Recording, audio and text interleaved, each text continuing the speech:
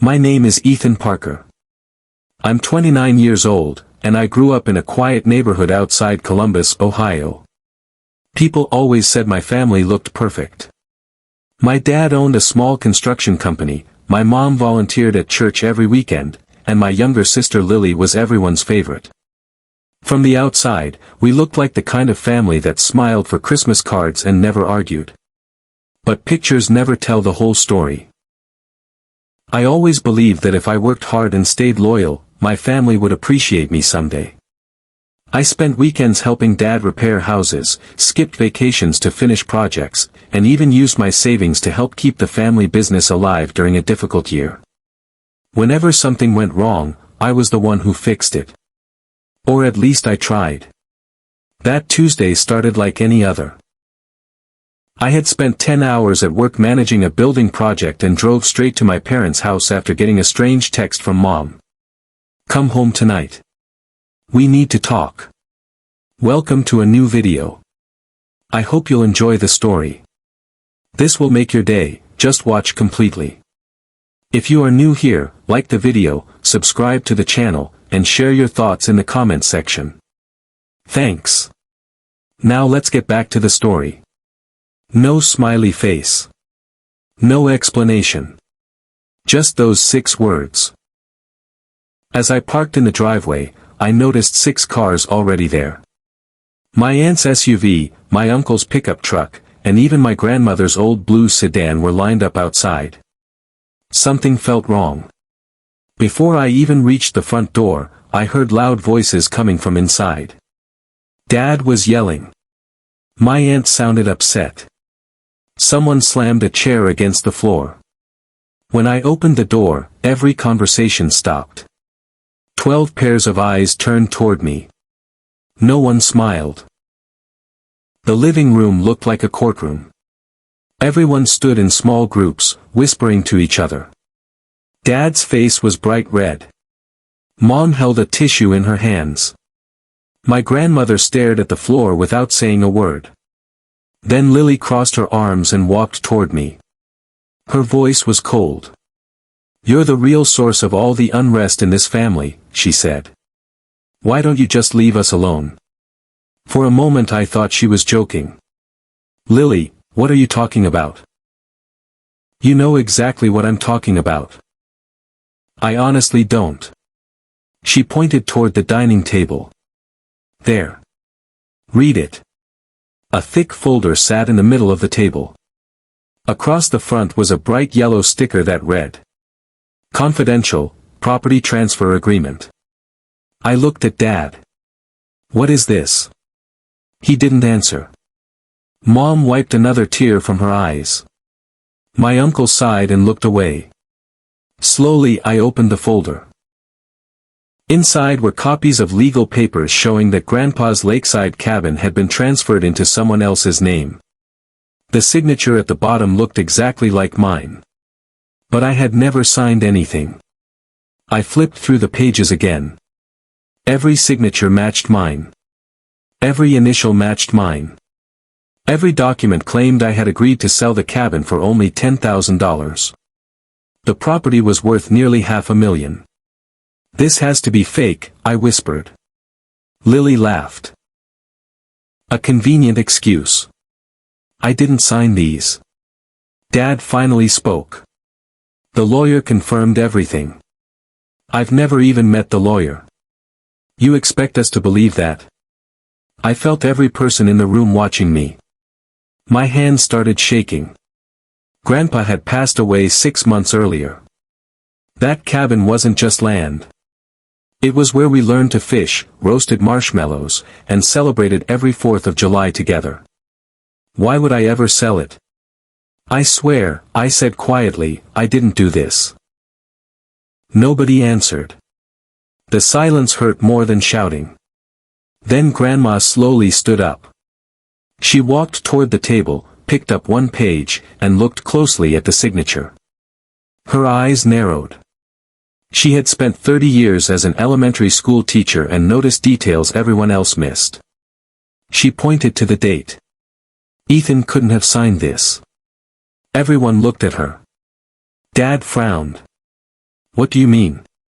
Grandma adjusted her glasses. Because according to this document, it was signed on April 18th. She turned toward me.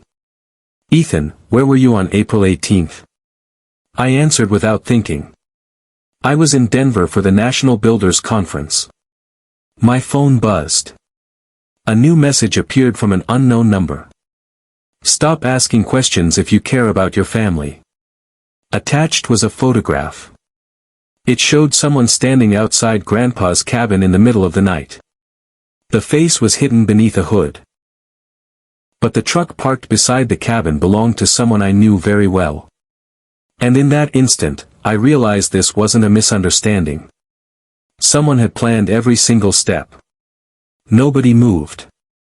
The message on my phone seemed to make the whole room colder, even though I was the only one who had seen it. I quickly locked the screen before anyone noticed. Grandma was still holding the papers. Ethan was in Denver, she repeated. He called me from his hotel because he forgot to wish me a happy birthday until that evening. I remember it clearly. Dad crossed his arms. Maybe he signed everything before he left. I shook my head. No, Dad. I never signed anything. I didn't even know these papers existed. Lily rolled her eyes. Of course you didn't. Her words hurt more than I wanted to admit.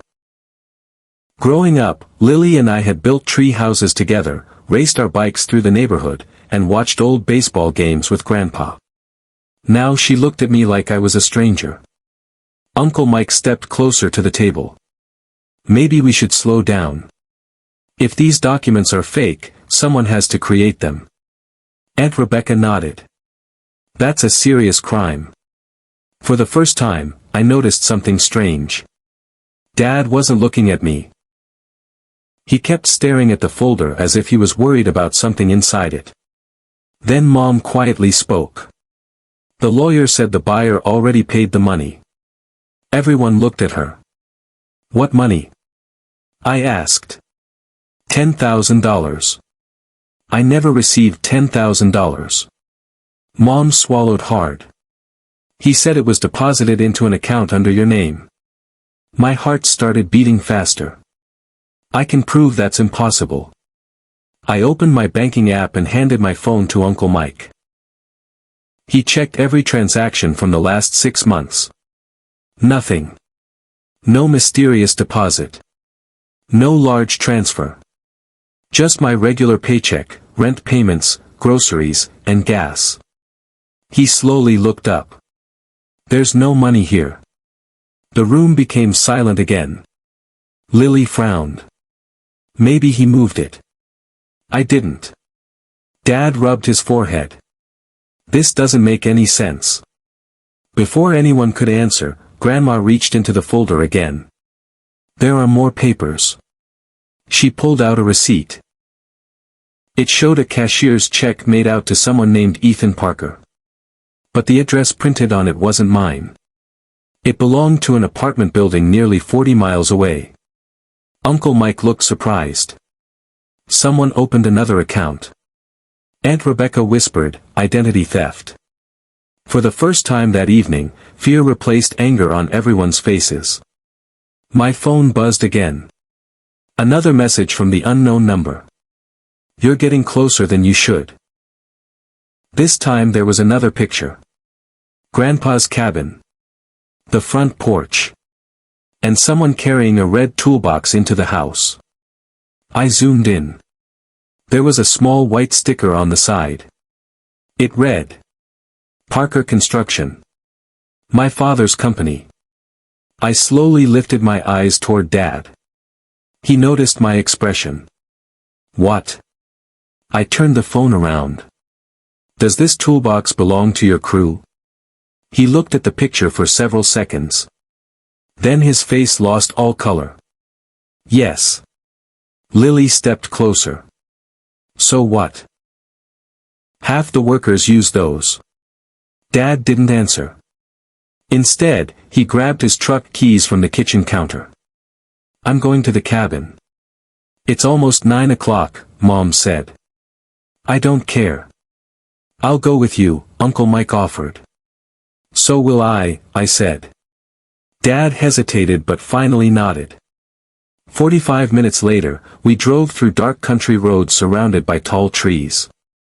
The headlights bounced across the gravel path leading to Grandpa's old cabin. Everything looked normal. The porch swing moved gently in the wind. The American flag Grandpa always raised was hanging still. But something wasn't right. The front door was slightly open. Dad whispered, "Stay behind me." He stepped inside. The living room smelled like fresh paint instead of old wood. Drawers had been opened. Family photographs were missing from the walls. The fireplace mantel, once filled with fishing trophies and framed pictures, was completely empty. Someone had been here recently.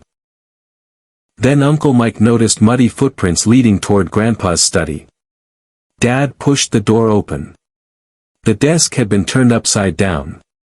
Cabinets stood open. Papers covered the floor like fallen leaves. Someone had searched every inch of the room. I bent down and picked up one sheet. It wasn't a property record. It was Grandpa's handwritten journal. Most of the pages were missing. Only one remained. At the bottom Grandpa had written just one sentence. "If anything happens to me, the truth is hidden where the old oak watches the lake." Uncle Mike looked confused. "What does that mean?" Before anyone could answer, we heard an engine start outside. Dad ran to the window. A black pickup truck was speeding away down the dirt road, its headlights disappearing into the trees. For just 1 second, the driver looked toward the cabin. Even in the darkness, I recognized the face. And the person behind the wheel was someone who had been standing inside my parents' living room less than an hour earlier. Dad rushed outside without saying a word. "Wait!" Uncle Mike shouted as he followed him onto the porch. I ran after them, but by the time we reached the driveway, the black pickup had already disappeared behind the trees. Its taillights faded into the darkness until they looked like two tiny red dots and then vanished completely. Dad stood still, breathing hard. "Did you recognize the driver?" Uncle Mike asked. Dad didn't answer. He simply stared down the empty road. I had only seen the driver's face for a second, but I knew it wasn't a stranger. It was someone who had laughed at our family barbecues, eaten Thanksgiving dinner with us, and helped Grandpa fix the old fishing dock. The thought made my stomach hurt. We walked back inside the cabin. The flashlight on Uncle Mike's phone swept across the room. Dust floated through the air like tiny snowflakes. Every drawer had been pulled out. Books lay scattered across the wooden floor. Grandma's favorite rocking chair had been pushed over. Whoever searched the cabin wasn't looking for money. They were looking for something specific. Dad carefully picked up Grandpa's journal page. "The truth is hidden where the old oak watches the lake," he read quietly. He looked toward the window. The old oak. Everyone knew exactly what Grandpa meant. A giant oak tree stood on a hill behind the cabin. It was older than anyone in the family. Grandpa used to say it had watched over 4 generations of Parkers. He always called it the Silent Guard. Without another word, we grabbed flashlights and headed outside. The night was cool, and the wind made the branches whisper above us. The huge tree stood near the water, its thick roots spreading across the ground like giant ropes. Dad slowly circled it. "I don't see anything." Uncle Mike pointed downward. "Look." One patch of dirt looked darker than the rest. As if someone had dug there recently. We hurried back to the garage and found an old shovel. After only a few minutes of digging, the metal blade struck something solid. Clang. Dad knelt down and brushed away the dirt. It was a small green metal box with rust around the edges. For a long moment, nobody touched it. Then Dad carefully lifted the lid. Inside were several sealed envelopes, a flash drive, and an old silver key. The first envelope had Grandpa's handwriting. For Ethan. My hands trembled as I opened it. Inside was a letter. If you're reading this, something has gone very wrong. I have watched people change when money became involved. I trusted only one person to protect what belongs to this family, and that person is you. My eyes moved down the page. Someone has been trying to convince me to transfer the cabin for months. They believe I don't notice missing papers or changed numbers, but I notice everything. I kept copies of every document on the flash drive. Uncle Mike looked at Dad. What is he talking about? I kept reading. If the truth ever disappears from my desk, you'll know someone finally acted on their plan. The room fell silent. Someone had been planning this before Grandpa died. Long before. Lily suddenly called Dad's phone. He answered the speaker. Dad! Where are you? At the cabin. Her voice sounded nervous. You need to come home. Why? The police are here. Everyone looked at each other. Dad frowned. What happened? Lily took a deep breath. They say someone filed an anonymous report claiming Ethan destroyed legal documents and stole evidence from Grandpa's house tonight. My heart almost stopped. What? The officer says if Ethan is with you, he needs to come back immediately. Dad slowly lowered the phone. For the first time since this nightmare began, he looked directly into my eyes. And something inside him seemed to change. He reached into the metal box again and pulled out another envelope. This one had his name written on it. He opened it silently. As he read, his face became pale. His hands shook. Moments later, a single piece of paper slipped from his fingers and landed on the floor. Uncle Mike picked it up. It was a copy of a check for $200,000. The signature line belonged to Grandpa.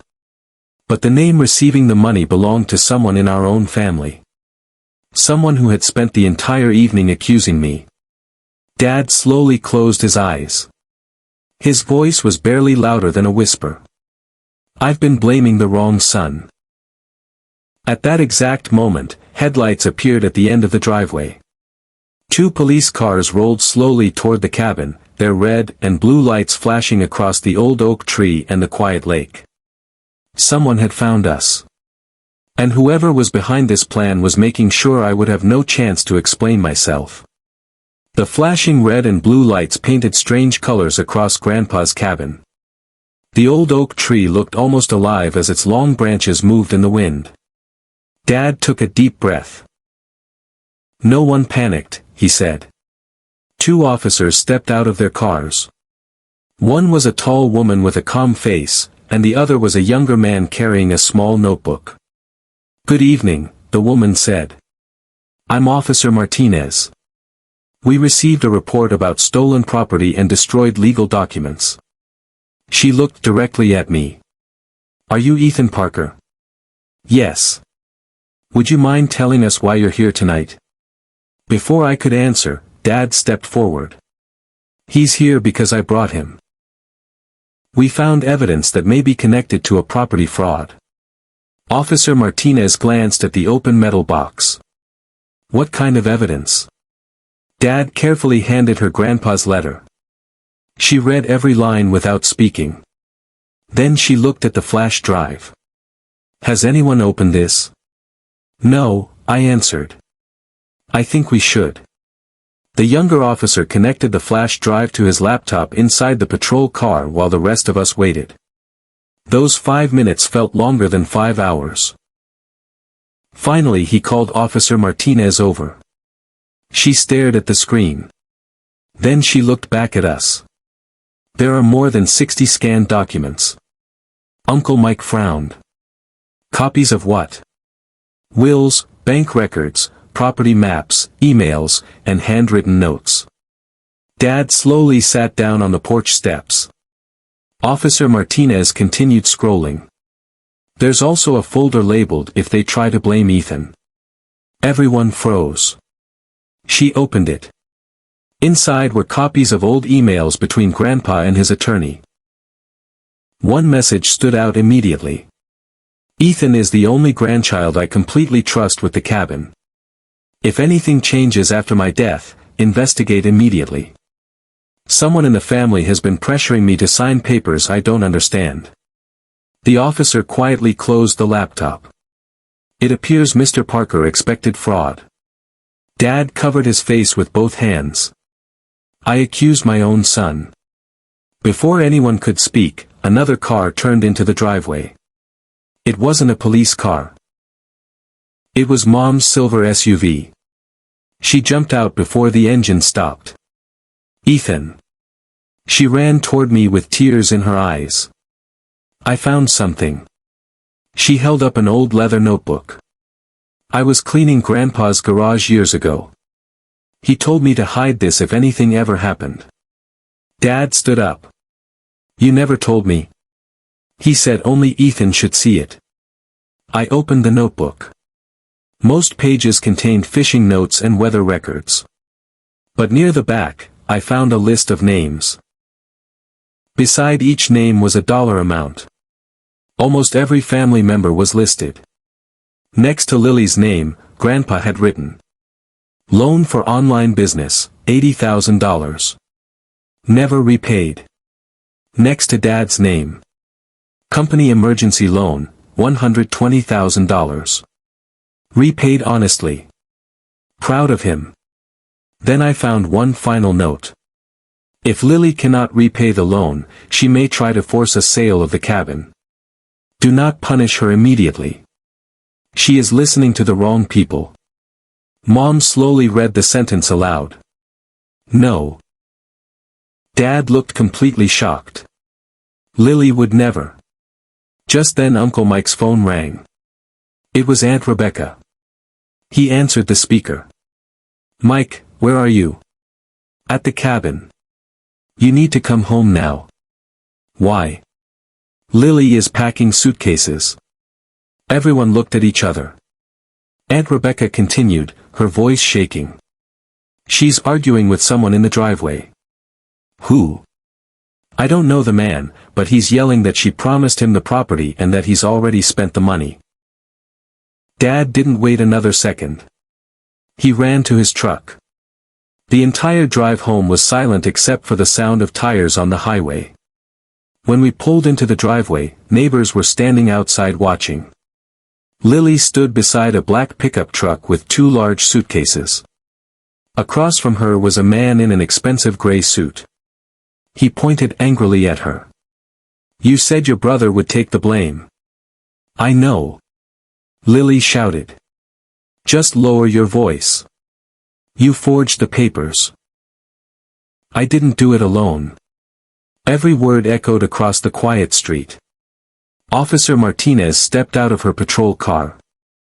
Nobody moves. The man turned and tried to run. He made it only a few steps before the younger officer caught him. Lily stood perfectly still. She looked at me, then at Dad. For the first time all night, she wasn't angry. She looked frightened. Very quietly, almost like a little girl again, she whispered. I never wanted it to go this far. But before anyone could ask another question, the man in the gray suit laughed.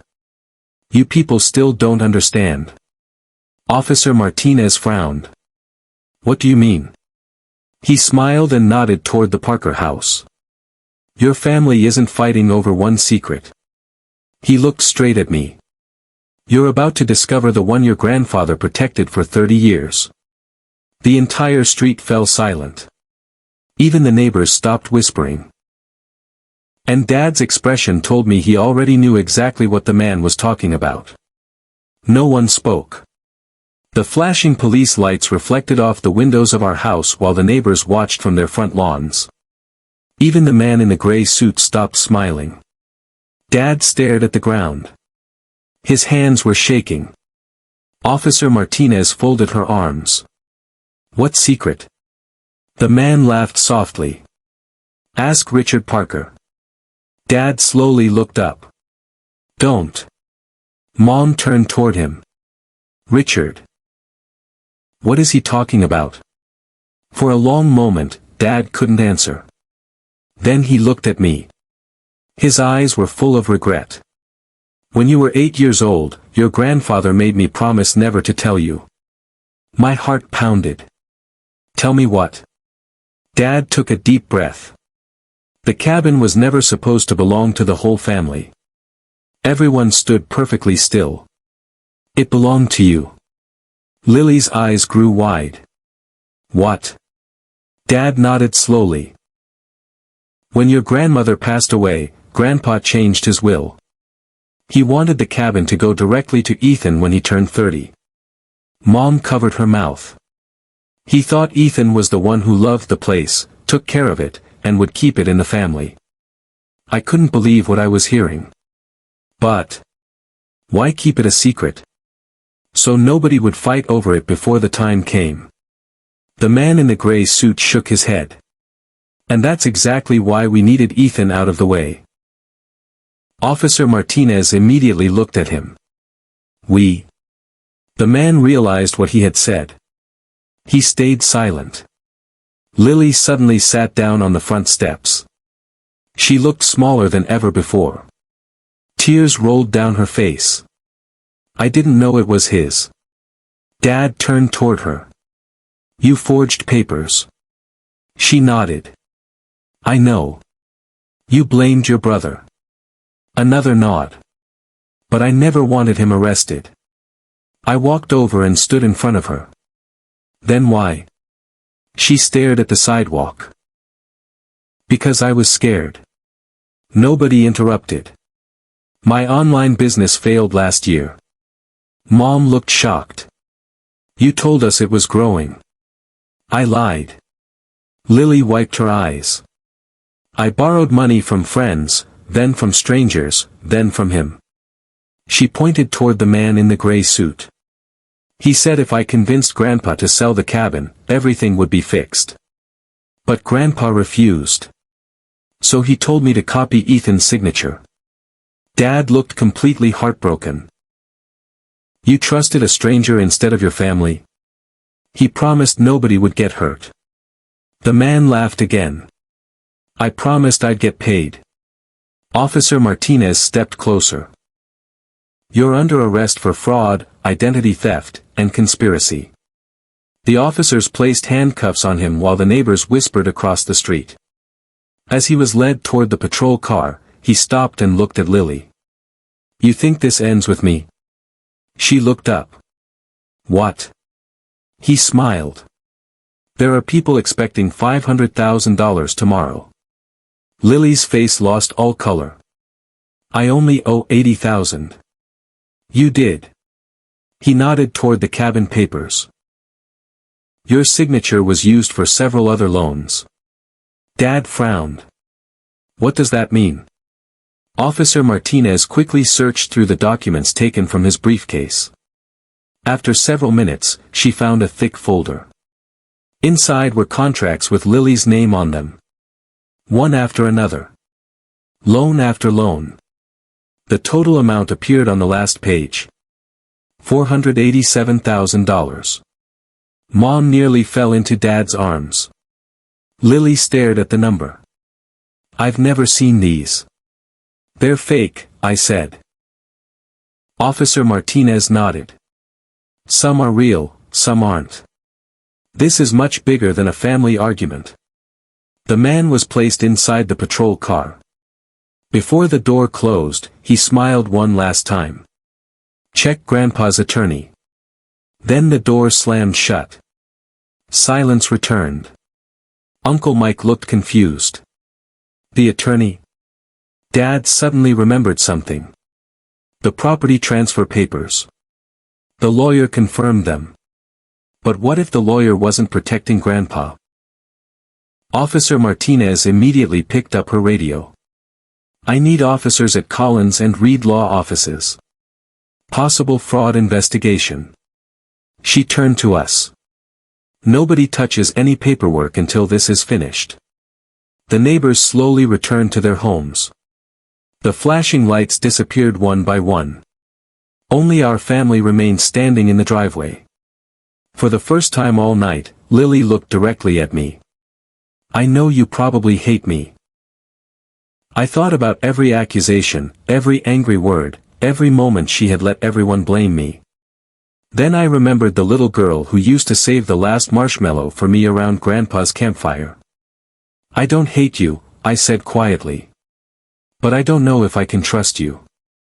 She lowered her head. I wouldn't trust me either. Dad stepped beside me and placed a hand on my shoulder. I'm sorry, son. It was the first apology I had ever heard from him. But deep inside, I knew the hardest part of this story hadn't happened yet. Because if Grandpa's own attorney had helped steal the cabin, then someone with power had been planning this for years. And tomorrow morning, the truth would finally come out in court. The night felt different after the police cars left. The streetlights buzzed softly above us, and the house that once felt warm now looked like it was holding its breath. No one wanted to go inside. Even the wind seemed careful, like it was afraid to disturb what had just happened. Officer Martinez stayed a few more minutes, speaking quietly into her radio. Then she walked back toward us, her expression serious but controlled. We're not done, she said. Not even close. Tomorrow morning, everything connected to this case will be reviewed in court. Mom nodded without speaking. Her face looked tired in a way I had never seen before, like she had aged in just a few hours. Lily stood near the bottom step, still not moving. Her arms were wrapped tightly around herself. She looked at the ground like it might open up and swallow her. Dad finally opened the front door. Everyone inside. We need to talk, and rest. But nobody really rested. Inside the house, the lights felt too bright. Dad placed the folder of documents on the dining table, like it was dangerous to hold for too long. Uncle Mike paced near the kitchen, shaking his head again and again. This doesn't make sense, he muttered. A lawyer doesn't just fake property transfers. That's not a small fraud. That's planned. I sat at the edge of the sofa, staring at the folder from a distance. It felt heavier than it looked. Lily slowly sat across from me. She didn't look up. I didn't know it would go this far, she said quietly. I thought it was just signing papers. I didn't think it would turn into all of this. No one answered her right away. The silence stretched until it felt uncomfortable. Then Dad spoke, his voice calm but sharp underneath. You said the lawyer confirmed everything was real. Lily nodded. Yes. He said Grandpa had approved the changes. Dad leaned forward slightly. Then why would Grandpa's own lawyer push this through without telling any of us? That question made the room go still again. Mom stood up slowly. Unless, he wasn't Grandpa's lawyer anymore. Uncle Mike stopped pacing. Or he was working for someone else. My stomach tightened. The idea that someone had been pulling strings from behind everything made the whole situation feel bigger than just a family fight. It felt like we had walked into something we never saw coming. Suddenly, Dad's phone rang. Everyone froze. He looked at the screen. Unknown number. For a moment, he didn't answer. Then he pressed it to his ear. Hello. We all watched him carefully. His face changed almost instantly. I'm tired. To alert, to something closer to fear. Yes. I understand, he said slowly. We'll be there in the morning. He hung up. What was that? Mom asked immediately. Dad didn't answer right away. He looked at the folder on the table like it had just spoken to him. That was Collins and Reed Law Offices, he said finally. Uncle Mike frowned. The lawyer's office? Dad nodded. They said all original will documents are missing. A cold feeling spread through the room. Missing? I repeated. Dad looked at me. Not misplaced. Missing from their secured archive. Lily's voice trembled. But they showed us copies today. Exactly, Dad said. Copies can be faked. Mom sat back down slowly, like her legs couldn't hold her anymore. So what are you saying? Dad took a deep breath. I'm saying someone replaced the real will, a long time ago. Nobody spoke after that. The house suddenly felt too small for the truth we were standing in. Later that night, I couldn't sleep. I stood by my bedroom window, looking at the quiet street. Everything looked normal again, like nothing had happened. But nothing felt normal anymore. Downstairs, I heard soft voices. Dad and Mom were still awake. Then I heard Lily crying. Not loudly. Just quietly, like she was trying not to be heard. I didn't know if I should go to her room or stay away. But before I could decide, something strange happened. A light outside flashed briefly. Not police lights. A single car parked across the street. Engine running. Someone sitting inside. Watching. I stepped closer to the window, trying to see better, but the car's windows were too dark. Then my phone buzzed. Unknown number. One message. Tomorrow in court, do not trust anyone who speaks for the estate. My hands went cold. I looked back outside. The car was still there. And this time, the person inside wasn't just watching the house. They were watching me.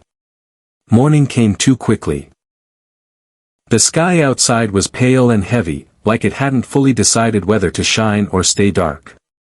Our family left the house in silence.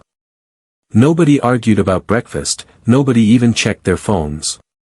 It felt like we were all walking towards something that couldn't be stopped. The courthouse was larger than I expected. Tall stone walls, wide steps, and doors that looked too heavy for normal people to open. Everything inside echoed, footsteps, whispers, even breathing. Officer Martinez met us near the entrance. Stay close, she said. Today we'll move fast. Inside the courtroom, everything felt serious and still. People in suits sat neatly. A judge reviewed papers at the front. And somewhere in the middle sat Lily, Dad, Mom, Uncle Mike, and me. I kept thinking about the message on my phone. Do not trust anyone who speaks for the estate. But I didn't know who that meant. The man in the gray suit was not there. He was still in custody. That should have made me feel safer, but it didn't. The judge spoke first. We are here regarding disputed ownership and alleged fraud concerning the Parker family property. Then the lawyer from Collins and Reed stood up.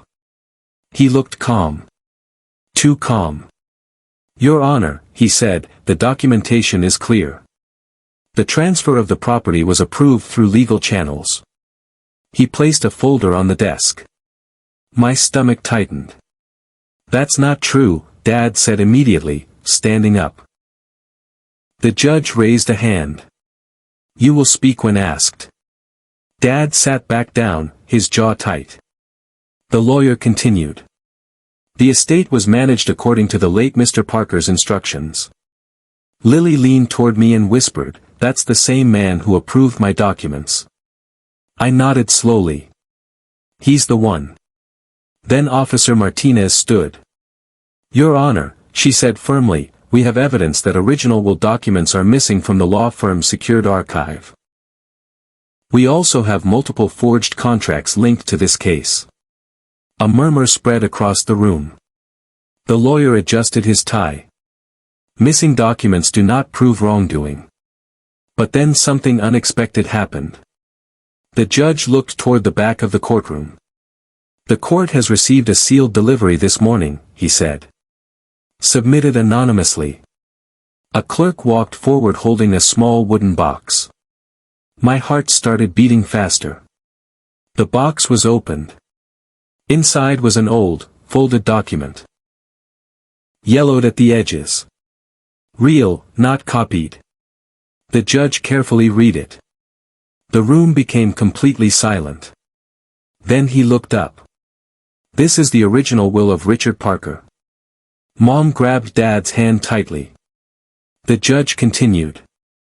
It clearly states the property was left to Ethan Parker at the age of 30. However. He paused. Everyone leaned forward. An amendment was attached. Signed 3 weeks before Mr. Parker's death. My throat tightened. The lawyer's expression didn't change, but I saw something small in his eyes, like concern. The judge read on. The amendment states that if any attempt is made to transfer or sell the property before Ethan reaches the specified age, the estate automatically becomes frozen under legal investigation. A wave of shock moved through the courtroom. Uncle Mike whispered, "That's why everything stopped." The judge looked directly at the lawyer. "Do you confirm you had access to this amendment?" For the first time, the lawyer hesitated. Then Officer Martinez stepped forward again. "We traced digital access logs from your office," she said. "Someone accessed sealed estate files multiple times after Mr. Parker's death." The lawyer's face tightened slightly. "That doesn't prove I did it," he said quickly. But then the courtroom doors opened. Everyone turned. A second officer walked in holding a small device. "It does now," Officer Martinez said. She pointed. "That device contains login records, transfer edits, and communication logs between you and the man already arrested." The room went silent again. The lawyer slowly sat down. For the first time, he didn't look confident. The judge leaned forward. "Are you denying involvement?"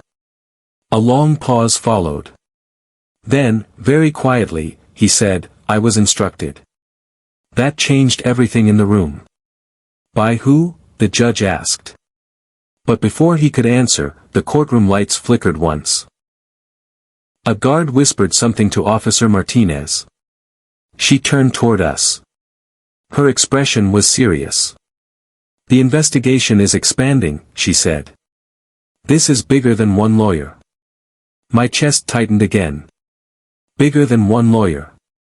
That meant more people. The judge closed the file slowly. "This case is adjourned for full criminal investigation," he announced.